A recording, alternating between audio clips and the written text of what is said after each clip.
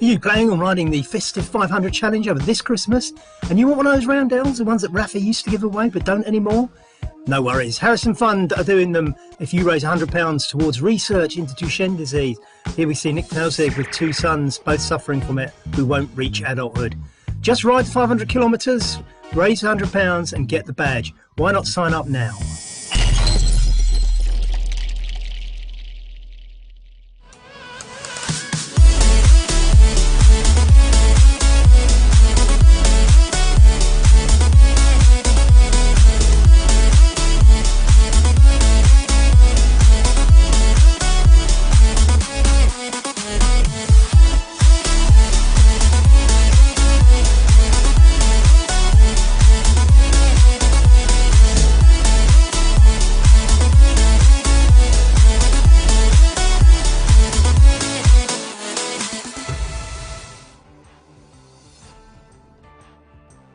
Good evening, RGT racers, and welcome to the first event in the Nopinz Super Series 2021.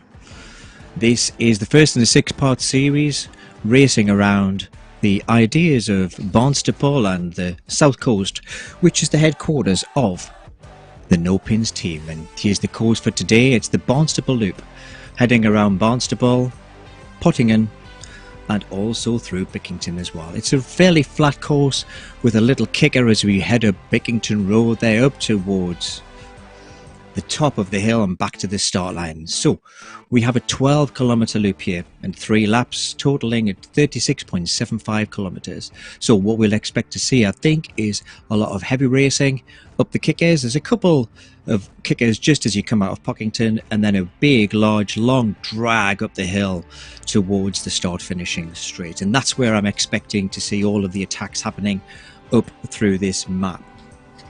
So the course today, it starts in Sticklepath before dropping down into Barnstaple. We do a little loop following the River Tor through into the Football and Rugby Club, then back round the loop through Barnstaple. We have a couple of small kicks either side of the river. Then there's a pan flat section all the way along the river on the coastal path up towards Fremington Cree. We turn into the Bickington Road through Bickington, up this long drag through into Sticklepath, and this is the only real testing climb. It's a 3-kilometre stretch and rising about 40 metres in total, but I'm fairly sure that lap 1 we'll see some big attacks. Lap 2 it may settle down again, and lap 3 I'm fairly sure that we'll see the boys really pushing it hard.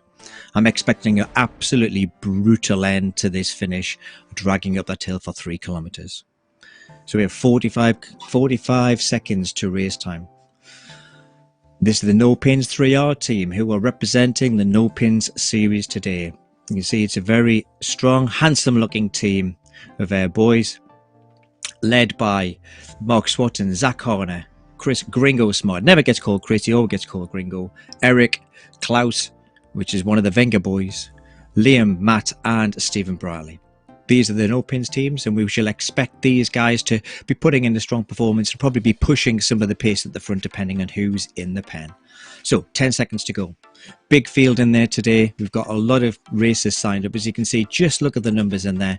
So we can see we've got these red bars coming up and then they're off. So we can always see this super fast start. Now this is a downhill start, so we're expecting this to really push the pace. It's a -1 degree, so it's downstairs all the way through towards Barnstaple. The first thing we'll see is that you've really got to hang on in RGT. The draft mechanics in this program really does favour staying in the pack. Very easy to get dropped, and it wouldn't be surprising if we dropped a few riders off this very early start of the race. So we've got a very big pack.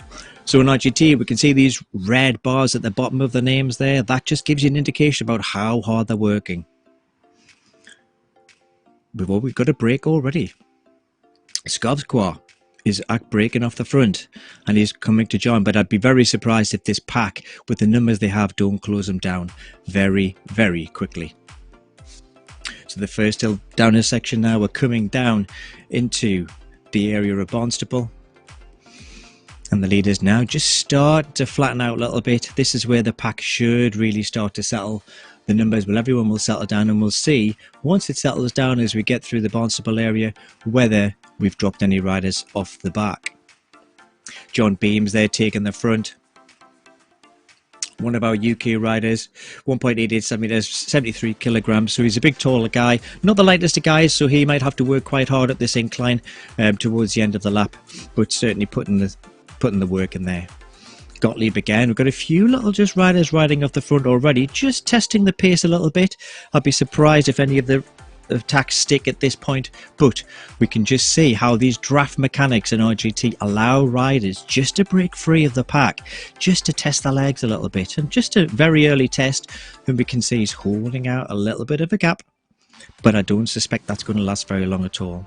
That might be wasted energy, but this early in the race I'm fairly sure he'll get plenty of time to recover before kicking off again. So we can now see that pack thundering up towards Gottlieb, and yep, that gap is closed down very, very quickly, and he's been passed on. But I'm fairly sure that's it. You can see he's just starting to up his power again, just to get back into the draft, just to get back into the pack, get a bit of recovery, and we can see that just the risers, nobody really taking it easy so far. There's some red numbers being put in. People are still testing themselves just in this very, very first race of the series, just really having a look around each other, just seeing who's going to put an attack in, seeing who's feeling strong, seeing who just wants to sit in and draft, and just wait to see what happens. Nopinz guys are in there as well, still in the front pack, and we can see it looks like the majority of racers have managed to hang on into that front pack for the first part of this race. So the first lap, 12 kilometers in this first lap, and we've got 3 laps altogether. So we will see this start to settle down before we start hitting the main hill, dragging up the edge. So RGT, this is a real life course in Barnstaple. This is where the headquarters of the Nopinz team are. And the roads are actually created from actual GPX files. So RGT has this wonderful facility where you can submit a GPX file after it's been cleaned up, and they will actually turn it into a real life course. So the scenery isn't exactly Barnstaple, but it's very British countryside, which is always lovely to ride around. And we can see Hogard's already starting to make the most of this beautiful scenery he has around him, creating a little bit of a gap. 480 watts on the flat, so he's working hard. The pulse is 157, and at the age that Nicky is, that probably is a relatively low pulse for him. He's being joined up by Zach Harner now, one of the Nopinz guys, who's starting just again to put in a little attack. So we've got little attacks going in already. People are just starting to make it work, and this is that first little kicker that we can see that's over the river. It'll flatten out a little bit again in a minute. So this is just a very small, very short climb. It'll just split the pack a little bit, and we can see that pack starting just to stretch out a little bit. Each of these little kickers, we're probably going to see a few riders just dropping off the back as they start to fatigue, but I'd be very surprised if we didn't have a big pack that gets back together thundering along the river. Thanks very much, Soren, CME, CKD, who are in the Platinum Gold League at the moment. I'm fairly sure they are. Yes, they are. No, they're actually not. They've got 2 teams in, so we have 2 leagues running concurrently at the moment. We have a Platinum Gold League, which is the real high-end riders, and then we also have a Silver Bronze League. We have 10 teams in the Platinum Gold League, so this is going to be really good competitive league here. From the Wahoo Lacal boys, Team 3R, RGT France, Restart Racing, Razio Racing, Pedalers, Nopinz 3R, Moonriders, ECKD, and Dirty Dan's Racing Team, topping off the top of the list at the moment. So this first race will actually start to see who is going to be challenging for the front spots. So over that second little kicker there, that's just over the bridge, coming down the other side. And see Felbot there going into a super tuck position, just saving some watts. And as you can see, when the watts go red, that tells us that the rider is braking. So this is where you can save energy, stop pedaling. Every time you try and pedal when that wattage goes red, you're wasting energy. So this is this long stretch now coming along the Tay River.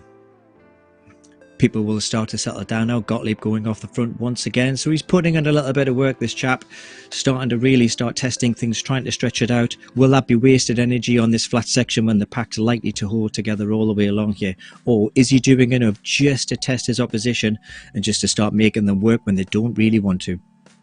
We shall see that in a moment. There's Hart having a quick look over his shoulder, seeing what's on his wheel, seeing if he's got anybody who's coming with him, and we can see Zakana just coming up onto his wheel and just taking him over. If we look on the top left of the screen there, we can actually see the power output of the riders. So all the metrics we can see there give us a good idea about A, how hard the rider's working, but also see what they're doing with regards to the draft. So in the top left we have the power, in the middle we have cadence, and on the right there we have heart rate. So these guys will be variable heart rate depending on the range. Thanks very much, Hard blown me a kiss, it's very kind of you. And just below the power we can actually see those little green arrows. This is the draft indicator. This actually tells us whether a rider is saving energy by being in somebody's draft or whether they're having to work hard. The green arrows give us an idea that they're drafting, and as we can see, because there's so many riders, it's flicking in and out between the draft UI and also the normal climbing UI. If we get a bit more stable, I'll be able to talk you through that in a bit. So we can now see this pack on this flat section just having a little testing each other, and I don't think these are any real serious efforts to make a break. These are just testing the legs for who's around them, seeing who the strong riders are, because these riders are probably riding together in RGT for the first time. Sad Brannin must, I like that. Sad, I like that, for the Nopinz home team. So this is home territory for them, so they may well have some local knowledge depending on where they are. I'm not quite sure whether Liam Bard is riding today. He's very much obviously Liam is not riding today because he has just posted a comment on Facebook. Thank you very much, Liam. So sad that you can't be with us tonight. But, you know, if you're free and you fancy coming joining me on the commentary, by all means come and join me. A double team back again. So as we start to come towards the end of this drag, we can just see there's these little tests every now and then. There's a big pack. Can't quite tell how many numbers are in the pack at the moment and whether we've split off quite a few riders off the back, but everyone's just testing each other. Maybe you've settled down a little bit now. People are quite happy just settling in, just preparing themselves, getting a little bit of recovery, maybe getting a drink, preparing for the climb as they come around this corner past the quayside. So as I was saying, on that left hand side we can just see that draft indicator. So on the draft indicator, it tells you an awful lot of information. So on the very bottom of the draft indicator, there's three little arrows, and that tells you how much wattage you need to actually provide to be able to stay in the draft. The name of the jersey is the rider who you're currently drafting, and on the right hand side the three arrows pointing to the left tell you what power you would need to put out to actually break their draft and start pulling away from them. It's difficult to actually see if you're riding in a race like this. Very often you're responding to what's around, but it's a useful thing to have if you're riding maybe 2 or 3 riders and you just want to know whether you can break their draft and start creating a break. So we have another little attack going off the front there on this flat section, and again probably not a serious attack by Pedersen, but enough just to test the legs. Single riders in RGT probably won't stay away for too long when the pack is this big, but it just gives everyone an idea about whose legs are feeling good, who's feeling strong, who's ready to respond to the attacks, but also gives you an idea about which teams are likely to deploy which riders up the road. And we can see that's all being closed up again by the Nopinz guys. Mard again coming over the top, putting another little attack in. So this first lap, there's certainly plenty of action going on. These are the boys just flexing their muscles, seeing who's actually strong and who's not. Henrik putting out 287 watts, which is probably not an awful lot for him. Pulse is 150, which will be fairly comfortable for a racing pulse. So they're certainly not testing themselves too much, but just doing enough just to keep the legs switched on, just to kind of keep everyone alert and active in the race. So we're starting to come round and we'll just start to see that profile on the top right hand side just start to change a little bit soon. So on the right hand side of the screen we can see those 3 key figures. The speed 42.3 kilometers per hour, which is a reasonable pace. In a pack this size we might expect that to be a bit faster, so these guys aren't really hammering it along here. We can see the slope, so when it's green it's a downhill slope, when it turns to red it's an uphill slope. And beside that is the race time. So currently 10-11 minutes in, and already we're starting to see just little attacks every now and then. below that we can see the course profile, and the flag we can see demonstrated is the rider that we're currently following, which is Feldballer, and he's again breaking up the make off the box. So we're seeing 2 or 3 riders consistently just testing legs. Feldballer is one of them, as we start to see that profile just starting to change in the middle of that box. We can see that hill coming up. The riders will be able to see that as well, so they'll be now battling for where they want to be in the pack to see who's going to create this attack. And as we can see, that's starting to stretch out, so the riders who are towards the back of this pack will be in danger of getting dropped if they don't get in quick. Wouter from Belgium, 35-year-old, 81 kilograms. Again, these chaps aren't always light, but they're extremely powerful. This is where we'll see this really come to play when we start to hit this incline very, very soon. The distance to go is the distance on the bottom right there, as we can see there's 8.93 kilometers, so we're 3 kilometers from the end of this lap, how many kilometers we have remaining, and also the number of meters climbed. So let me tell you a little bit about the series just before we hit this mark. So this is a 6-week series, 6 races, 2 leagues, and we have an individual league and a team league. There are separate leagues for the Platinum Gold and for the Silver Bronze teams. The teams are ranked by the highest ranked rider, and any 3 riders in a team can score points in a race. So it's the top 3 riders who will actually score. So you might well see that some of these teams might be actually sending some of these riders up front just to sacrifice themselves, make everyone work, and just sit in for the actual point scorers to sit in the draft for the first couple of laps and actually start making the attacks in the 3rd laps. So keeping in the theme with Nopinz, the riding around Barnstable for this first section, and the categories will be taken from the first event. So we'll get an idea after this event exactly who is where, who are the strong guys, whether people are positioned in the right place, and the position in your team in the league is determined by your highest ranked rider. So if you have a Platinum Gold rider, you will sit in the Platinum Gold team. But thankfully, rather than messing things around as the season goes on, once you're locked into a league, you will stay there. So if you're fortunate enough to get upgraded, then you get the luxury of being able to continue to ride in your team. So we can see this slope now at 2.7%. That's relatively gentle, so we should see that these power levels stay relatively level. People are starting to work it a bit harder, and we can see, as I predicted, those riders who were just off the tail end of the pack have dropped off the back and have formed another little group.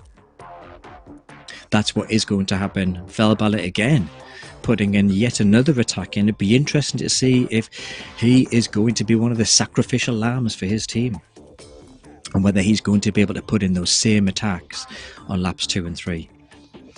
The finish line is actually in a very slight downhill, so the key here is to getting over the crest of this hill with plenty of power, getting a bit of recovery as we head down the hill before hitting the start finish line again. So 1.5 kilometers to go before the end of this lap. Geeks from Holland putting a little bit of a spurt there, trying to close this attack down from Draft, a very well established team on the other racing platform, which is Wift. And Tom Geeks was previously a 3R member, moved over to Draft to just really test himself a little bit there. So Geeks is putting in a little bit of an effort, and you can see people are just starting to get that crest, put a little bit of work in, see whether they can split the pack up again. And what we'll see now is what we're doing is they'll just have a little bit of recovery, see whether they can just split some riders off the tail end. Up this downhill, this is a 4% downhill, as you can see. Jamerick going into the super tuck position, just trying to save a little bit of energy on this downhill section. And most of the riders, as we can see now, the energy bars are going down into the green, blue, not many in the grey. So if you're familiar with training, you know the coloured bars gives you an indication about how hard you're working. If you're like me, you like to work in the grey zone, which is zone 1. Yep, I agree. PS does look quite good actually. It's not too fast though, Liam, but certainly there's been plenty of attacks along the flat section, as we can see, as we suspected, that hill will be where you will start to see riders dropping up the back. The positioning up that hill before the start is absolutely vital. If you're off the back, if you're just even clinging off the back, once that front group starts to surge up the hill, then you have that cascading effect all the way through the pack, and if you're on the back, you've got no chance of staying on. Cheers, Gringo. Jodie's always nice, smooth Jodie. You kind of beat a bit of posh Jodiness in your life. Look, Ant and Deck, look where they are. You see, all you need, covering all media outlets. I'm quite happy to stand in for Ant and Deck if they're ever struggling. Maybe they've got the mum won't let them out to play. I'm more than happy to step in to the Welsh Castle, have a go. By all means, come and join me next week, Chris. Love a bit of Gringo action on the stream. I don't know if we've got a bleeper though, so I'll just have to double check. And there we go, we're crossing the start finish line for the end of the first lap, 12.27 kilometers, and we can see that that pack is again, that speed's really drafting up, 60 kilometers per hour down this little bit of a downhill section. And if we turn around and we see some of the back, we might actually see some of the riders just dropping off the back of the peloton again. No, it looks like we're pretty much unscathed, although we've got one rider dropping off the back. That's going to be hard for him to get back on now on his own without the draft. And we can just see how much that pack has whittled down. So we're coming up to lap 2. And again, this downhill section, the lads will be trying to get some recovery, but Fellballer's not allowing that to happen. So as I was saying, these coloured bars, if you're familiar with training, the coloured bars indicate the level that you're working at. So level 1, which is normally grey, is really what you would call your recovery power. Blue would be your endurance power. So normally you would, if you want to do a long ride, hold it in the blue for a bit, and that will allow you to, it's a fat burning level of energy, and that really tells you that you're not working too hard. Green is your tempo pace, where you can hold that for reasonable time. It's comfortable. When you're starting to get into orange, you're really starting to get into your more into your VO2 area. That makes you work that little bit harder.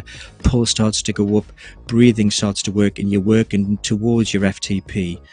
And that means that you're not able to hold that power for a huge amount of time. And there's Hart, who gave me a cheeky little kiss earlier on.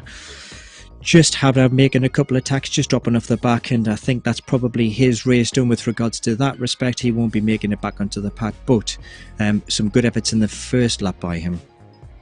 Bonner from 3R just again breaking it up, and we'll just see now. It'll be interesting to see in this second lap if there's quite so many attacks along these flat sections, or whether things will settle down and they'll start just to get into a rhythm ready for the next climb. Neil Turner from 3R again just hitting the front. And we're seeing some familiar names just knocking around the front. Jones there again just putting into the orange area, which isn't quite up the top. Neil Turner putting in a grade there. Kevin Barkley from Fife in Scotland, light rider, so riding up the hills, that'll be a nice thing for Kevin up that hill. He'll want to sit in this draft in the flat section, let the big lads carry him round, and then be able to use his weight advantages on the hills to be able to put in some attacks. So things do seem to be settling down a little bit now. We've got a pack that's whittled down from the huge pack that we had starting, and I'm fairly sure that all the way through the group we'll see little pockets of riders riding their own little race, but here we are at the sharp end with the front riders. And even now we can just see things just still continuing to break up a little bit as riders are testing, but I'm fairly sure that will settle down again as the flat section through the river. So can we see all the teams that are being represented here? We can see there's all very similar jerseys. So not all of the teams will have jerseys in RGT yet. It takes a little bit of processing to get the teams in. So race 3R, they have their jersey in. Nopinz are about to. And I can't quite see on the back of that jersey, but there's a little bit of a trio. Pedersen include. It's a cycle club in Denmark, CKD, who both have got teams both in the silver gold and in the bronze silver divisions. So these guys working together as a team, and then all of these guys will likely be communicating on Discord just to tell each other where you are, what the team tactics are, who's going off an attack, and there will probably be a road leader who's actually calling the shots. As we can see there, one of the CKD guys breaking off the front, trying just to test the rest of the group, but the other guys break off. We can see him being closed down, so he's going to fell battle again. He's going to come over the top and attack again. He's certainly putting a shift in as that lad tonight. Red numbers all the way down that left hand side. All the riders are working hard. People know that that little kicker is where the break will happen. Now, can these three, now that they've got a bit of a work there between the three of them, can they just start really making this pack work and really split this race up? The ACKD guys are certainly leading the way, with Swart from the Americas just carrying on. But as that pack closing down as the downhill comes, are they going to be able to hold out? No, that gap's just closing down. The pack's working hard, but we can see you've got some casualties off the back. Not everyone's been able to hold that pace, and again, loads of attrition. We're starting to see that front pack just whittle down again. Mike Swart there, the American rider. You could see his numbers going red there as he was breaking around the corner.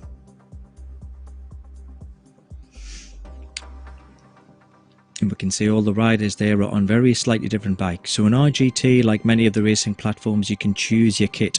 Mike's putting a bit of a spurt. Obviously he's heard his name on the stream, wants to get some more coverage for the sponsors. I'm just putting himself up the front there. And just making it work. So again at this little incline. This one, not quite so much of an attack this time. Bit quiet at this little incline. I'm going to just drop down the other side. Dropping down over the river as they head down in towards Barnstable. But again, we're starting to see that pack just thin out. Look at the size of the front pack now in comparison to the very start of the race.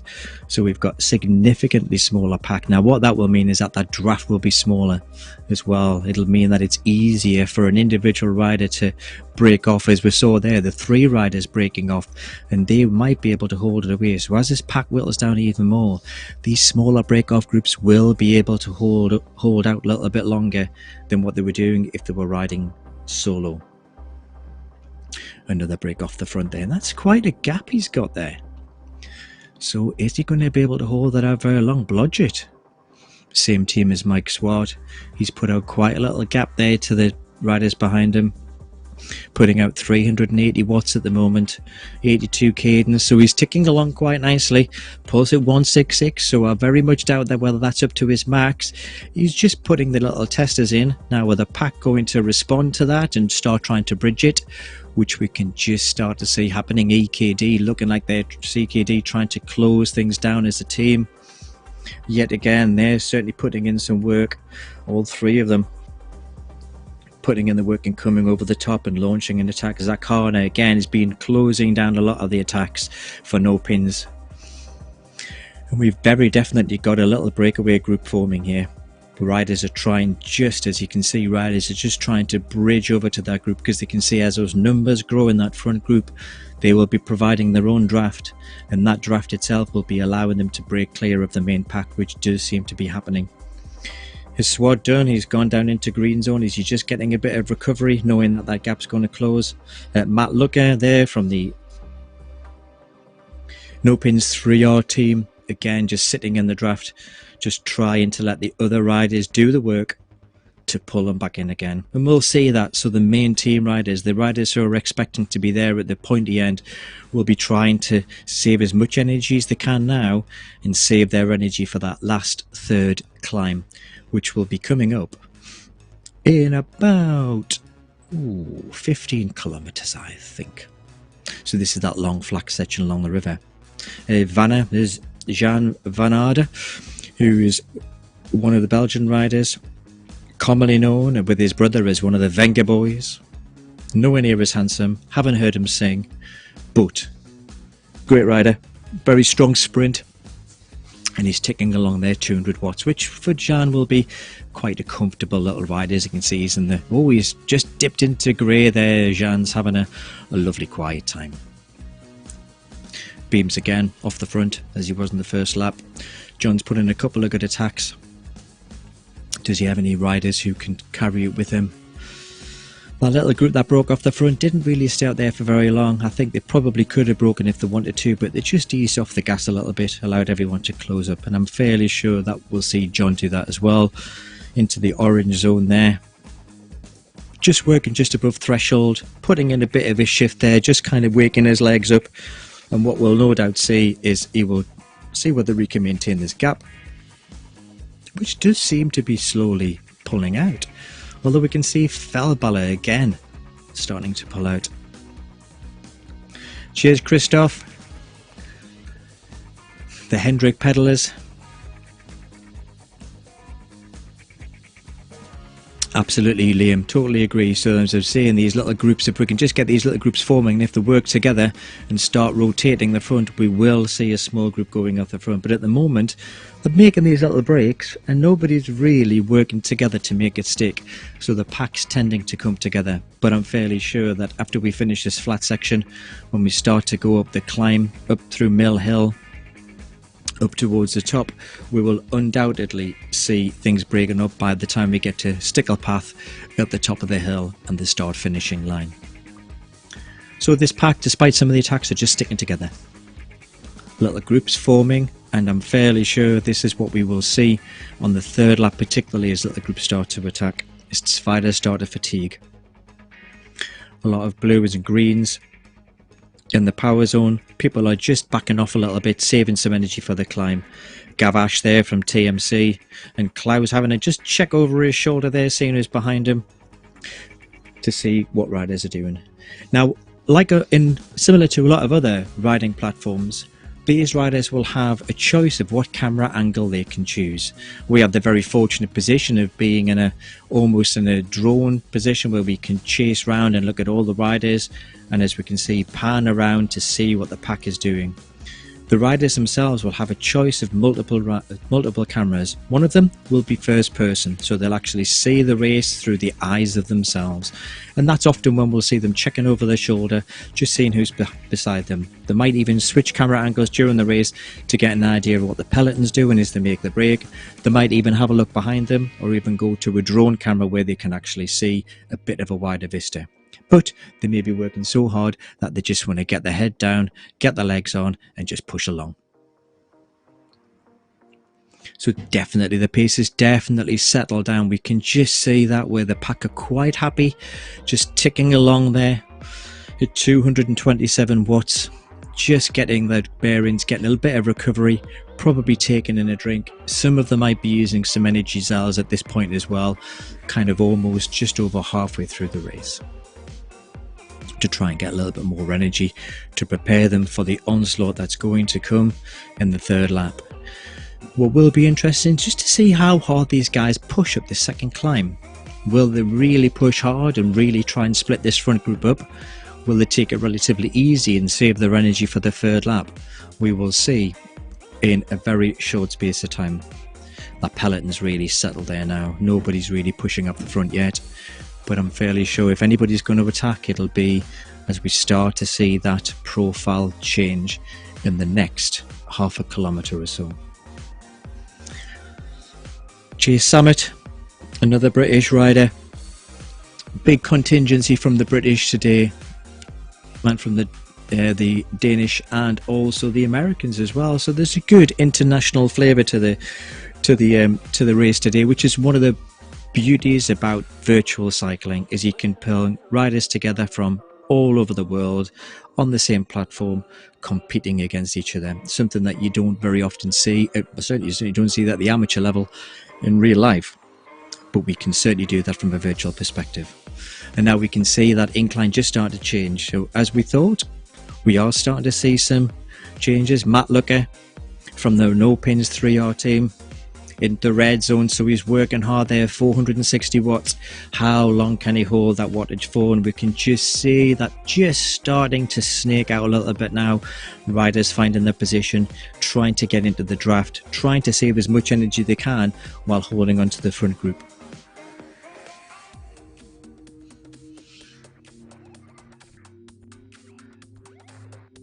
And again, yep, So it's still, everyone's working together. Nobody's actually starting to make a break there at the moment.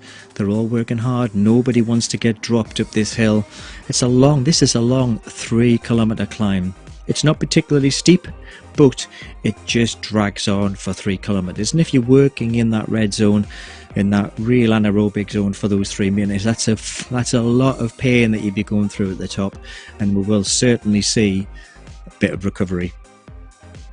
Another shout out by Christoph for the pedalers. Thanks very much, Christoph. Will we see you racing at all in this series? Yeah, I agree. I'm assuming you're talking about John Beams. John's doing a great job. He's put in some good work. Be interested to see whether John is the sacrificial lamb of the team and for pedalers, or whether he will be there in the 3rd lap to challenge for the end of ride sprint. Incline starting to climb up to 3% there as he just dips up and down, a little downhill section there to give them a bit of recovery.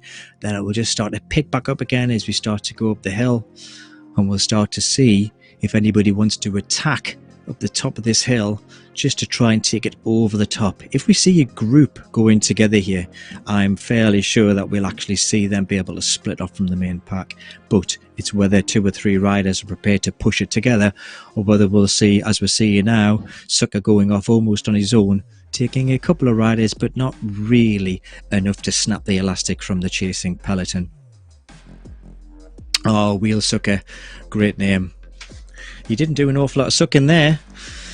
He was doing an awful lot of pushing. He was getting sucked himself. Jamrazik now off that top of that first little kicker, just putting a little dig in.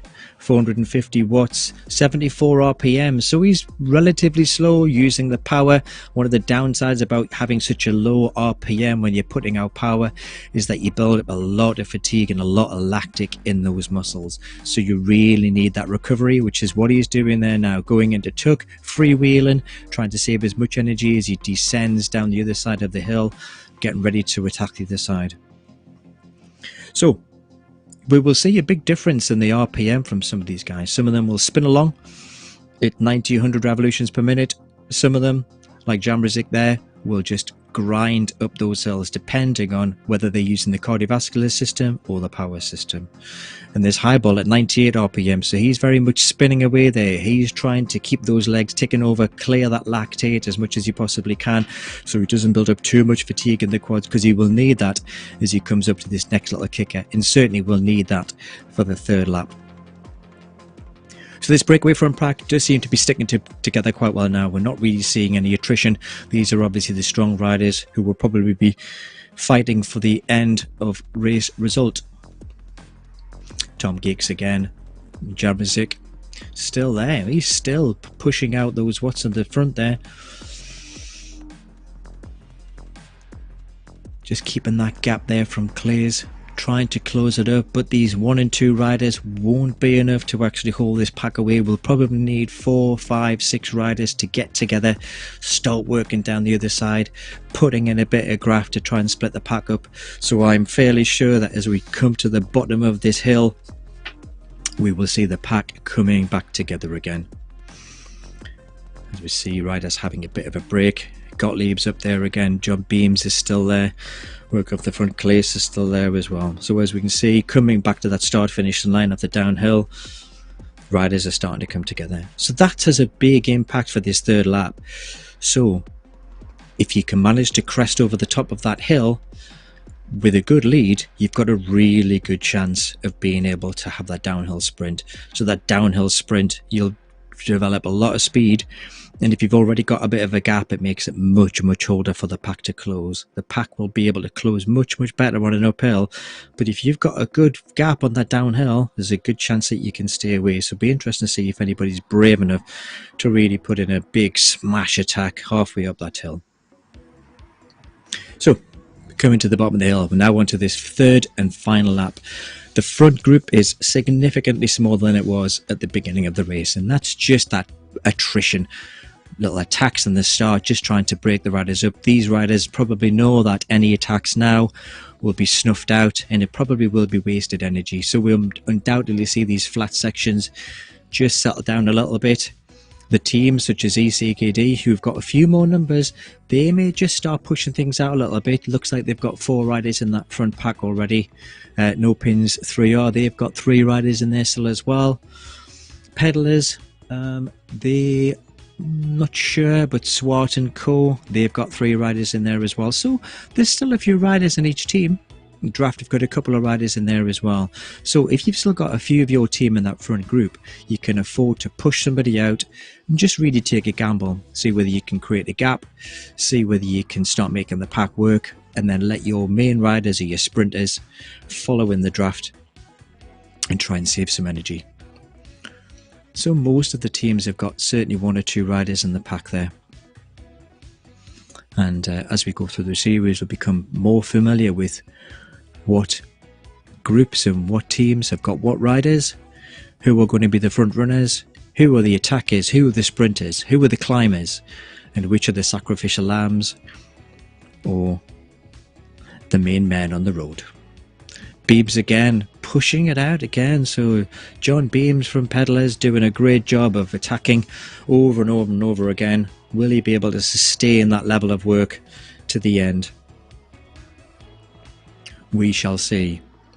But we can see, contrary to what I was thinking, we can actually start to see that front group starting just to break up a little bit.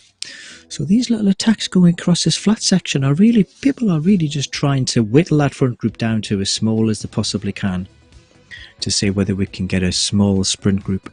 This is normally riders who know they don't have a strong sprint, trying to make the sprinters really work hard now, try and get rid of as much energy as they can in these sections, so that when it comes to the climb, you can finish the riders off and quash out their super strong sprint. And normally the riders would have done their homework, looked at which of the sprinters in each team and know who they want to attack at what points in the course. ECKD, Gottlieb and Co, again continuing to push the pace on the front, and we're starting to see just a few little gaps form in the peloton behind those guys. Things just breaking up a little bit. We've got 2 very clear little groups now. Will that come back together on the flat again? We've got this little kicker downhill section there. We have got a couple of riders just who've splintered off the back. Unless they start working together, getting their act together, start working hard, they can wave goodbye to a chance at the sprint. Depends on whether Jamzarek wants to push the pace. It's all very quiet again. So again, we've got this little kicker again. And there's Luca dropping off the back there. This is going to be tough for Matt to get back in. He's going to have to work really hard, and you can see he's up into the yellow. He's going to have to go up into the red to be able to close his pack, and I think Max realised that he's not going to be able to close down that pack, and he'll spin it in. But he's still got a good chance of keeping ahead of the group behind him. In 17th place is Jan Vanner as well, just ahead of Matt, again just dropping off that front pace as ECKD and crew are pushing the pace. So a couple of the Nopinz guys are dropping off, leaving that group to just continue to whittle down attack by attack. This is that first little kicker that we are hitting just before we hit the flat section, and again this is a great place to put in one of those little digs, try and break the teams up a little bit. There'll be a little bit of recovery as they come down the other side, as they gather up together again, and then we'll just start to see as that course profile starts to change, somebody else will just come over the top and just make a dig, seeing if they can break a couple more riders off the back. As I said before, so Jan, I was saying, is a strong sprinter, and we can see exactly what the pack did. They really started to push the pace, really push them hard, really try and quash out that sprint. So Nopinz lose 2 riders up that little section, leaving Zach there in the front.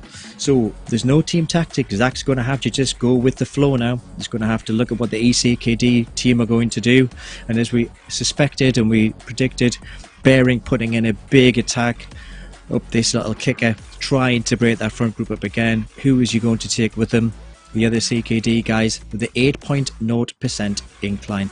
So that's a canny little kick, enough to make the legs burn and enough to split any group if they can just get this elastic to snap. We see it just start to snake out there. Will we see any gaps forming? Wheel Sucker sucking nothing but fresh air in the front there as he hits the front yet again. and then just drops into the draft back at the start. So there's Claes, who's on his own as well. So Claes, another solo rider in this front group, doing very well. He's put in a couple of good attacks in that first lap, had a bit of a quieter second lap, but we can see now he's just starting to up things. So is he wanting just to ease it out? Is he wanting to get rid of these sprinters, or is he actually fancy his chances? Gottlieb freewheeling. Hopefully that wasn't a power drop there by Gottlieb, or was he just having a bit of a break, maybe taking in an energy gel, getting ready for the onslaught that will be coming up in the next few kilometres. Beams still there from pedalers. The Jamrzik on the front again, continuing to push things along a little bit. He's putting some good attacks in this lad. He's doing some good work on the front. Be interesting to see whether he's actually pulling away just to see whether he can get Samet in his draft, his teammate, or whether he is going to actually have a go at it himself. So, starting to settle down. Everyone's starting just to jostle. Look for the positioning in this pack. They'll be starting just to thinking about tightening their bootlaces, getting some energy in, trying to get some recovery if they can, desperately trying to get some recovery ready for this final onslaught up the hill. But some of these riders are not making it easy. So Highball there hitting the front a few times from ECKD. These ECKD guys are certainly making things work. But Zach Horner there, solo from Nopinz 3R, starting to make some moves, starting to show his intent. Pushing 372 watts, which for Zach will be relatively comfortable. Pulse of 159, so he's certainly working hard enough to get a recent workout, but certainly not pushing himself to the max. 96 RPM again, he's spinning along there, trying to keep that cadence high, trying to make sure he works out that lactate from the muscles and see whether he can sustain this power and see whether he can just split this group up. ECKD working as a trio to try and close him down, and it looks like they're slowly edging into his lead. But again, we're just seeing things just snaking out a little bit.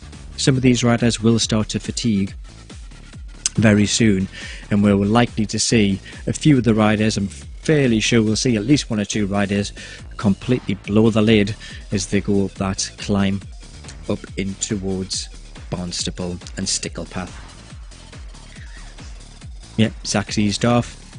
Pack started to come back, but he's decided to have another kick. Good little tactic there from Zach.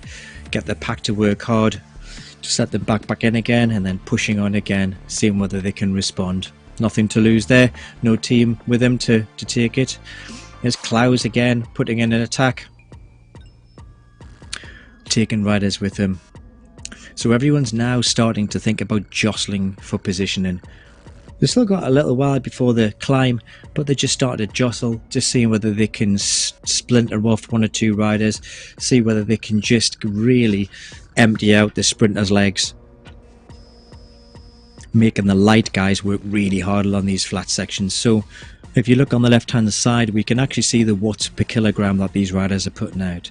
So that is a calculation based on how many watts they're putting out, which is the power in the top left corner, divided by the weight. Obviously, the heavier you are, you can actually put out the same amount of watts for less watts per kilogram because you've got more meat behind you. These lighter riders find it much harder on these flat sections. They have to work harder. Their watts per kilogram will be high. We might see quite a difference. You know, we can see 2.5 some riders, up to 4.0 in other riders, and that's all to do with the weight that the rider is. So the lighter riders have to work really hard along these flat sections, and that might be one of the tactics that the bigger guys are putting in. Make the light guys work hard along this section because they know that these light fellas will make them work hard and certainly put the pain on as we go up the climb.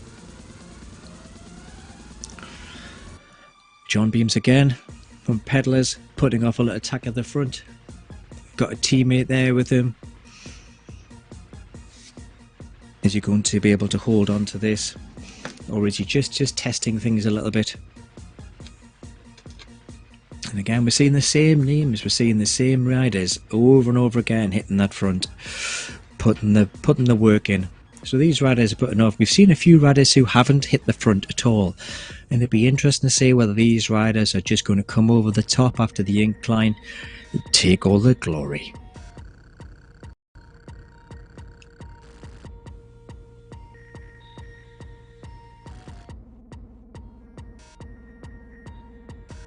we can see the change in the posture of these riders. So if you're riding, if you're in the pack, you can just see on the left hand side, you can see what your other riders are putting out with power. Once those numbers start to turn red, you know that your opposition is starting to put in a little bit of a dig in. We can also see the riders stand up on the pedals just to try and create a little bit of additional work to break that draft. Yeah, so we can see definitely settling down there now. So we can see by the course profile there, things are going to change very, very soon. Who do we think is going to be making the attack up this hill? What's your predictions? Gottlieb's done a lot of work so far. Highball's done a lot of work. Beams has worked really hard as well. Jamrazik, he's another one who's been putting in. And there's Feldballer, he did an awful lot of work in that first lap, but hasn't done anything since. Zakana, yet again, putting another attack. 11.1, I think. 12.3 watts per kilogram he's putting in. So we can see, look, nearly everybody is in orange numbers there, apart from Jamrazik, who's obviously one of the heavier riders. And we can just see how that is working out. Yeah, Christoph, Henrik and John are putting in a great shift there today. John's done a huge amount of work and Henrik's been doing a little bit too. So be interesting to see which of these two guys is going to be there at the end for the sprint. Yeah, Zach is one of the strong guys. He's one of the stronger guys in the peloton, you're right. Put in a couple of attacks. Will he be able to hold off? You've got Blodgett there. Blodgett did a little bit of attack at the very, very start of the race.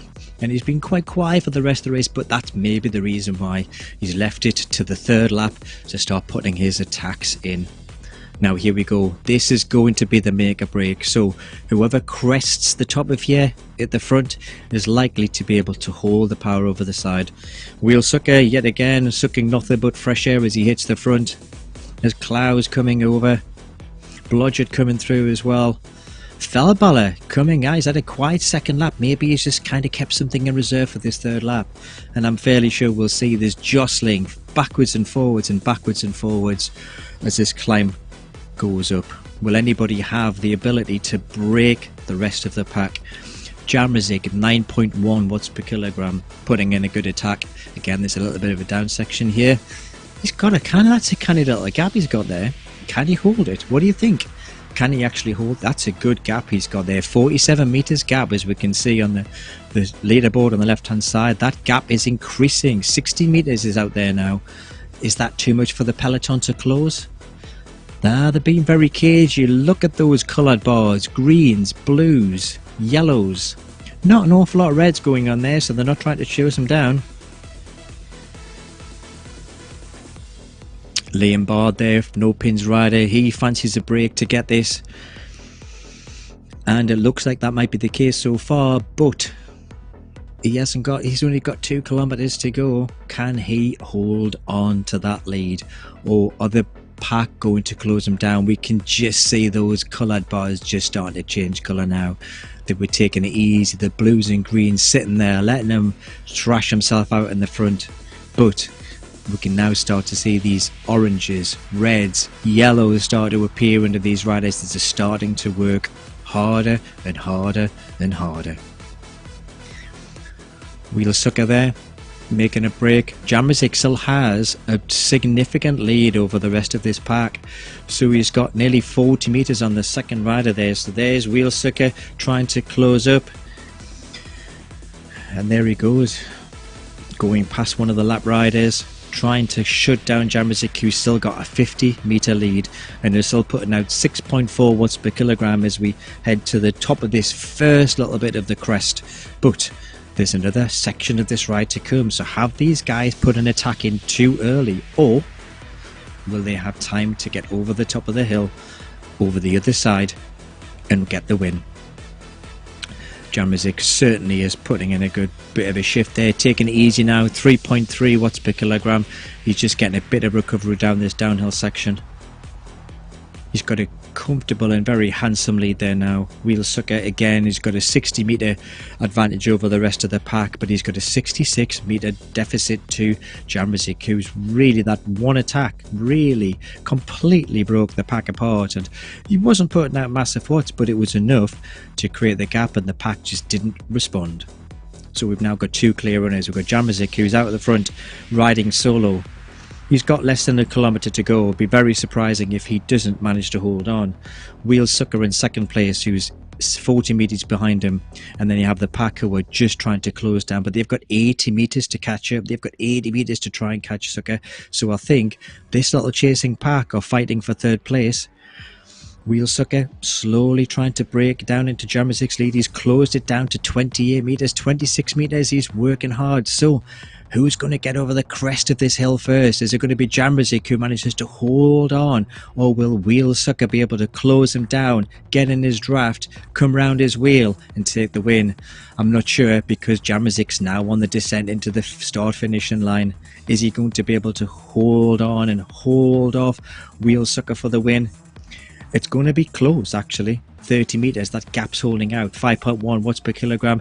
Certainly not going into full sprint yet, but I'm fairly sure that he will start upping his power any second now. You can see the finish line coming into play. He's holding on 5.7 watts per kilogram, and Jamzik crosses the line in first place. Great break up that hill. Wheel Sucker takes in second, and we've got a bunch sprint. Klaus manages to take it just from Feldballer, who got 4th place, and Zach Horner in 5th. So we can now see the rest of that front group starting just to come towards the line. After that fantastic break by Jamzik, completely broke that pack apart. Wheel Sucker was the only one who was able to hold on. Lucker and Vanna, 16th and 17th place, working together. They've got a big enough gap off the guys behind them to be able to hold that. They've got a big gap in front of them with Gottlieb, and they're certainly not going to be catching those guys, but they're working at home, coming over the crest of the hill, and they can just, as you can see, the power outings are just easing off a little bit. They've got no need to push it too hard now. Nothing to gain by working hard. Look at down into the grey zone. He's just cruising in, just taking in the scenery, waving to the fans, texting his mum, get the tea on, I'll be there in 10 minutes. So on the right hand side there we can see the final results. Daniel Jamzik with a fantastic break up that last hill to take the win. Didn't even need to do the sprint. 5.7 watts per kilogram he finished off at. Wheel Sucker into second place with a good break from the pack, and Wouter Klaas just winning that end bunch sprint. Feldballer, who did a great set of work in the first section of the race, and Zach Horner, who put in a lot of effort into the third lap, making the gaps break, make up our front 5. And we can see down the road Tom Gakes, who put in a couple of attacks in the second lap, and John Beams, who worked exceptionally hard throughout the whole race. So John did very well to work as hard as he did and managed to hit a top 10 finish.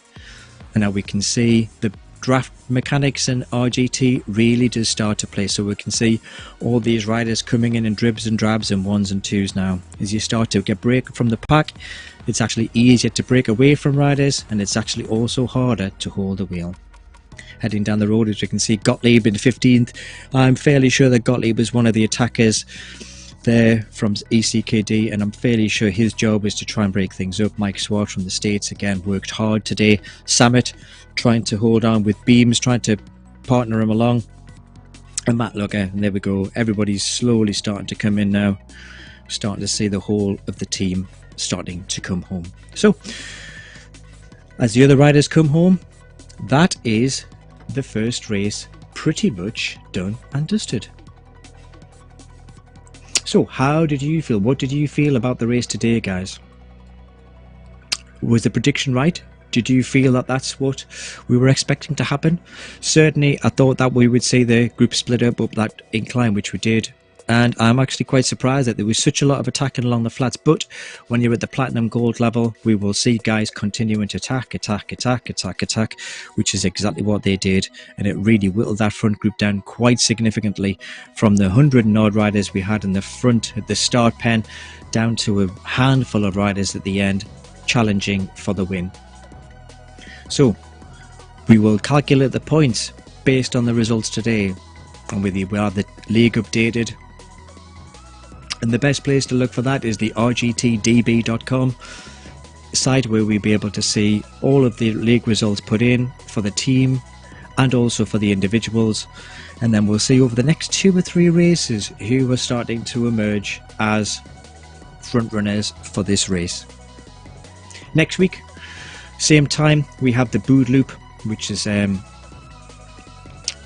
another course, slightly longer next week, so it's 40.48 kilometers, and again around the same area, around the Atlantic Highway area. And this is a bit more spiky, this course next week, a bit more up and down, up a big incline, ups and downs, a big rolling course, and I'm fairly sure that we'll see several little mini attacks and slightly more elevation next week as well. We have 648 meters of elevation for the ride next week. I hope you enjoyed the race there today. There we go, there's the Bood Loop wrap coming on.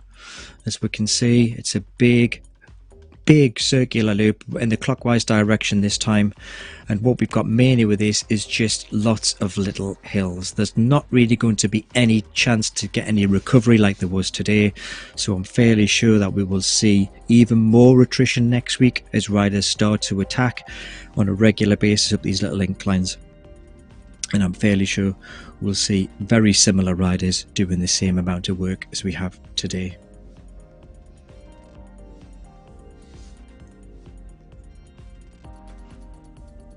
Well, I hope you enjoyed the ride there today. Any comments, please put them in the chat. I'm more than happy to answer any of your questions. Hopefully you've learned a little bit about RGT as well with regards to that. And here we go, there's the final results coming in for the race today. A good number of riders in that race today, and that really does make a big difference. It does allow tactics to come into play when you've got so many different riders coming in from so many different teams, and that's really good to see. We could see the ECKD guys really start to put team attacks in and starting to create some space. We saw John Beams working alongside his riders as well, putting some attacks in Ride 3R, with Neil representing those and Zach Harner representing the Nopinz guys, starting to put in some attacks as well. So lots of attacks going into this ride today, lots of work, and we will see lots of points. Average wattage we can see there, 4.53 watts per kilogram for the finishing rider. That's an astounding bit of work rate, and all the way down, even down to the 40th place position, we can see 3.72. So these guys certainly weren't taking it easy, certainly very high quality riders, certainly top 10, nearly all above 4.0 watts per kilogram, putting in a good shift. We'll probably see some of the lighter riders with slightly higher averages, some of the heavier riders with slightly lower averages, as we mentioned earlier on in the race. So put your comments in. Any interactions, great. Love to hear your comments, love to hear you supporting your team. Hopefully we'll get the same number of riders in the race next week, and hopefully we'll actually start to see what happens. So prizes for this race. So the Nopinz Sub-Zero Champions gets the Sub-Zero Champions jersey for the winner. The Sub-Zero is a great piece of indoor training kit, designed to be worn for indoor training. The little pockets for ice as well, to try and keep you cool alongside a fan. That is an absolute essential bit of kit for indoor riding. And so the winner gets a Sub-Zero jersey. We have some vouchers as well, and if we see a move that you like, give us a shout. Why not tell us who you thought was the best attack of the day, who you thought was the rider who put in the most effort on today's ride, and who deserves a little bit of a special mention for their performance today. Thanks very much, Christoph. Yeah, Damazik had a great race there today. Timed it very well. His attack was perfect. Managed to break off from the pack. The pack didn't really respond as quickly as it should have, allow him to get over the top of the last little incline with what was actually a diminishing lead from Wheelsucker, but he managed to hold on and took the win relatively comfortably. I very much doubt it'll be that comfortable next time, but we will see you all next week at 7 PM GMT. And don't forget, there are a couple of other time slots as well, but I'll be commentating for the next 6 weeks, hopefully joined by some very special guests. So please do tune in again. Please do send your comments in. Please do give us any feedback, and we will love to see you all again next time.